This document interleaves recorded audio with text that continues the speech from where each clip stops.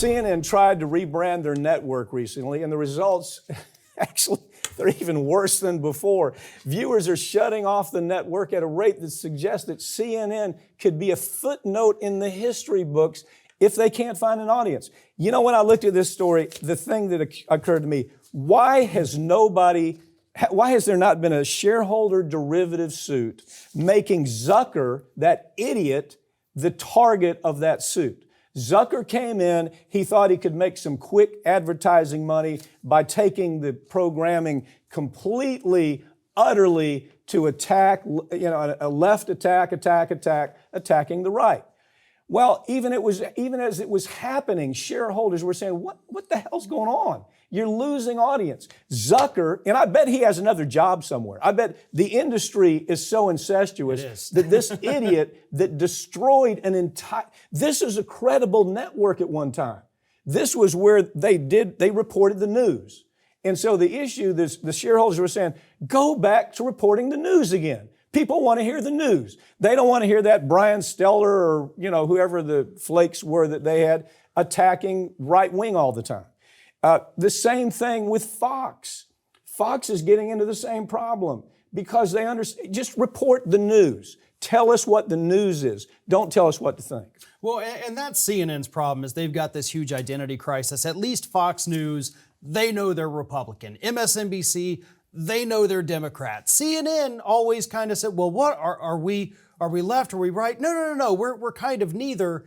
But then you attract neither. And you're also not doing journalism. You're not sending embedded reporters to go across the world doing these undercover investigations. You're not 60 Minutes. You're not helping consumers. You're just fluff. You're just nothing is what CNN became. Why are they hanging on to Don Lemon, for example? Okay, he's always shown his liability. It's almost like they don't have enough sense to move it through when it's not working. So at this point, they're bringing in everybody. They're bringing in Barkley. They're bringing in Bill Maher. They're bringing in celebrities. The celebrities are now going to be giving the news. And that's a little scary. Did you see, every time I think of celebrities telling me what I ought to think about politically, I think of Chelsea Handler. Do you know the story about Chelsea Handler, where when she was 40 years old, I'm not making this up. If you don't believe me, Google this story. When she was 40 years old is the first time she knew that the sun was different than the moon. She thought it was all one entity. And when she went to Africa, somebody explained, no, they're two different things at 40 years old. So now Licht is saying, well, let's bring in all the celebrities to give us the news. Doesn't that scare you just a little bit? Yeah, and they bring in the celebrities and their ratings continue to go down. They've tried, okay, we're going to do town halls. We're going to have a town hall with was it Glenn Youngkin? And he's going to tell us all the right-wing policies. It tanked. You had their traffic that day was so bad. Our traffic is better than their traffic. Right. Okay. I never thought we'd be doing better than CNN. Yeah. But here we are. But that's the problem is CNN, like all the rest of these corporate news outlets, they thought they could tell the news without telling the news to piss off their advertisers. Yeah. You can't do that. So you have to make that choice. Do we seek alternative means of funding to be able to tell the news, or do we keep going down this hole of, sensationalized daily stories of garbage and lose the audience? Well, our audience, we're not left or right on this show. I mean, mine are very left. Your politics are very left. But I feel like we have to at least tell the story. Right. Let everybody else decide. I mean, but and people are smart enough to do that. And that's what CNN did for a long time. Right. They reported the news. And then that idiot, Zucker, has he got another job right now? Do you know? I haven't seen anything. I haven't looked, so I I bet don't know. He's working for another network. The guy he wasn't qualified when he started to begin with. Licht is marginally qualified, and this stuff that he's doing is a disaster. Well, it's like, Licht was put in charge of the plane that's already crashing, saying, okay, you're the pilot now, but there's nothing you can do. Take the wheel, right, take the wheel. I kind of feel sorry for the guy, man. Anyway, we'll see where it lands. Well, we'll see where it crashes, not where it lands. Major health insurance companies have stopped using humans. Can't make this story up. They're not using humans to review insurance claims. And they're now using computer algorithms to deny claims when a person has to have surgery, or when a person needs medication, or when a person needs physical therapy. They're using computers to say, no, you can't have that heart surgery, right? Yeah, this is a terrifying story, and this is, ProPublica did a wonderful job, as they always do. One of the last few truly independent journalism places. Love that site, man. But they have found that Cigna is one of the worst offenders, but it's happening across the board. And what Cigna did is they started to use a program called PXDX that was developed by a doctor who now is making buku cash from insurance companies.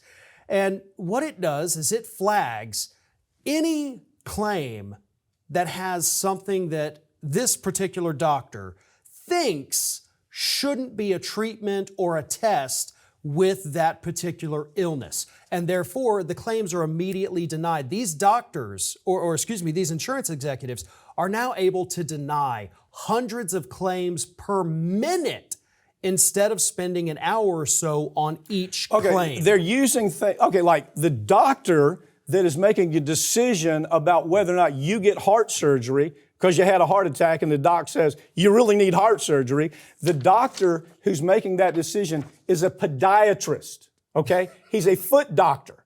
And he's making the decision based on what comes out of that algorithm in the computer that says, no, we can't give this guy heart surgery. If he does, he's going to have to pay for it. And Cigna has gotten away with it. All of these insurance companies are doing that. And Congress knows this. Congress knows that this is the biggest scam. The idea, here's the idea of it. Deny benefits, and maybe people will just go away.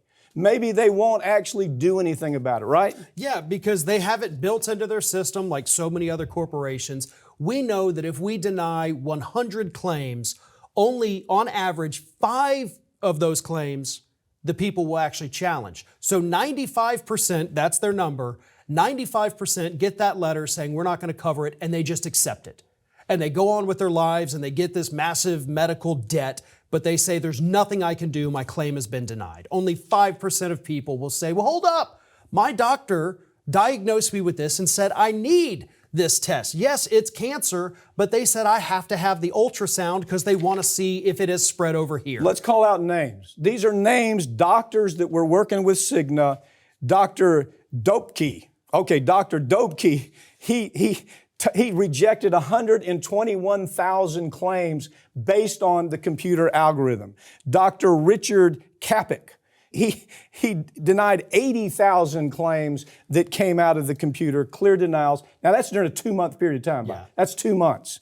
Dr. Rossi denied 63,000 claims that came out of the computer. Well, here's what I'm going to do, just so you know. Let me land this story. We are now going to start bringing lawsuits against the doctors who make these decisions. Because in the chain of events, they're committing malpractice. Okay? When you have a podiatrist that's making a decision that a person can't get heart surgery, you do the math on that. It's just a matter of time. We're going to find the perfect case. And it's going to be very public. We're looking for it right now. Yeah, and for the record, the doctor that created this PXDX, Dr. Alan Muni. Alan Muni is the guy that created this.